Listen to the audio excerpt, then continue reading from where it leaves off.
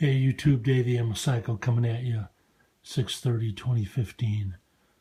This is a ammo score roundup for the last 5 weeks.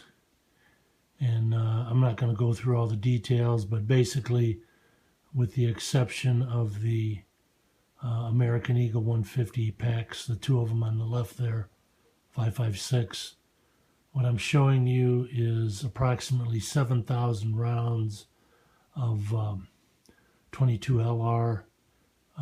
There is a box of 17 HMR somewhere, 50 round pack.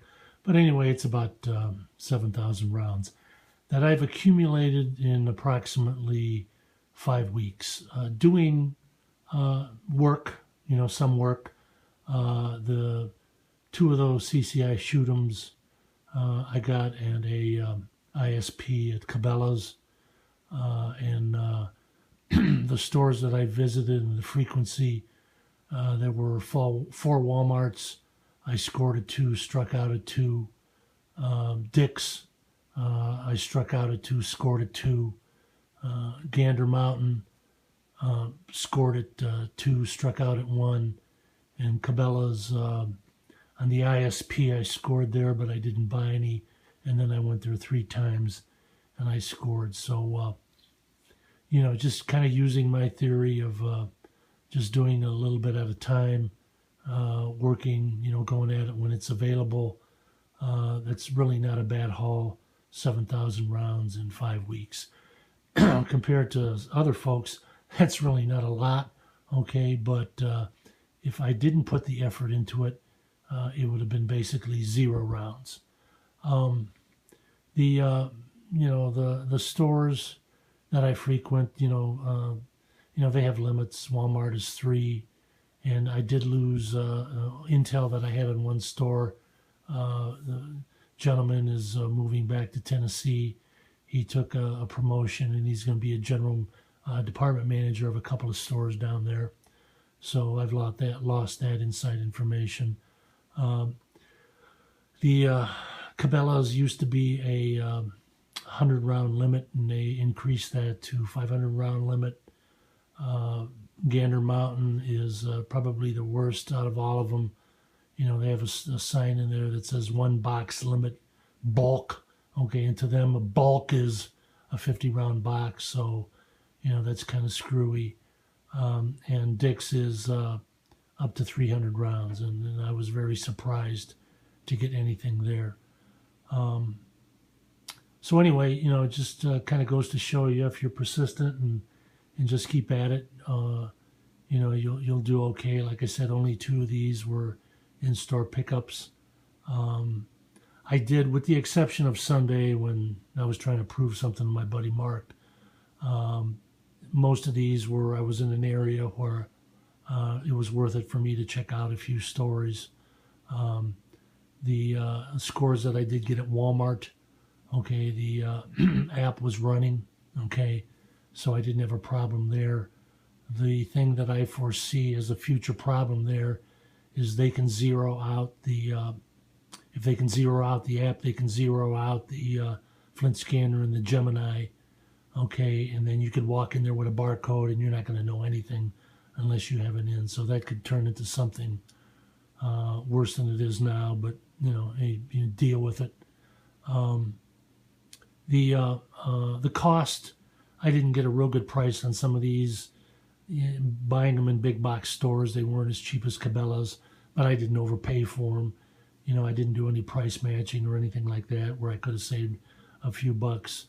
Most of this stuff I'm going to sell to my friends up in Chicago and Michigan that can't get any. And in 2 weeks, I think we are going to have a youth tournament out at the shooting range that I go out to out in East and LaPorte County. And I'll probably donate a couple of thousand rounds to the 4-H clubs and the youth camps out there. So anyway, it isn't bad. I guess the lesson to be learned here is that if you stay at it and if you have a good attitude, just keep at it. I realize I don't score as much ammo as some of the folks here. Some of that is by design. Some of it is, through the nature of, the limits that they put on you here, and they're pretty strict about it. But I'm not complaining. 7,000 rounds of 22 LR in 5 weeks is not a bad haul. With that being said, just a couple other notes. The store ammo, I use metal cans. I bought metal military ammunition cans. I'm remiss to think of the site, but at the moment, if I remember it, I'll post it on one of my videos. There was a company that had purchased a lot of these war surplus cans. I bought about 10 of them that were in Desert Storm. I think I got them for like $2.99 a can. The good thing about it is they tore the gaskets off and put new gaskets on, but you still have to clean them. Just take some bleach and some water and a nylon brush and clean them out and dry them out. And then I put lithium grease around the gasket and sealed them, and put the desiccant bags in them.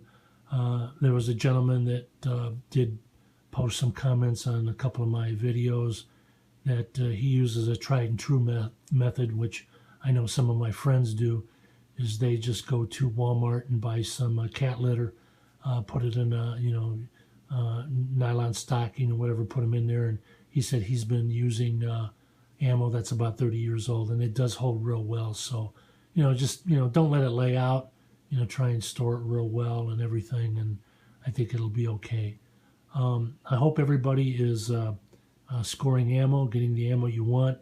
That's important. I'm hoping everybody's getting 22 LR in my area up here in Northwest Indiana. It probably has gotten a lot better in the last 6 months. It wasn't very good up until then. When I traveled on business or pleasure on vacation, I did a lot better in other states than I did here at home. But stick with it, stay with it, and I think it'll be okay. I think it'll be coming around a lot better for everybody. I sure hope so. Final note, if anybody wants a good laugh, I did post 3 two-part videos on a tribute to Colossal Ammo, one of the heavyweight honcho ammo commandos here, and Steely Dan and Kathy Mattea. It's pretty funny if you want to take a look at them. The singing isn't nearly as good. The ammo scores are not as good at all. But I think my music's better than his is, but you can judge that for yourself. But anyway, I just wanted to share this with everybody.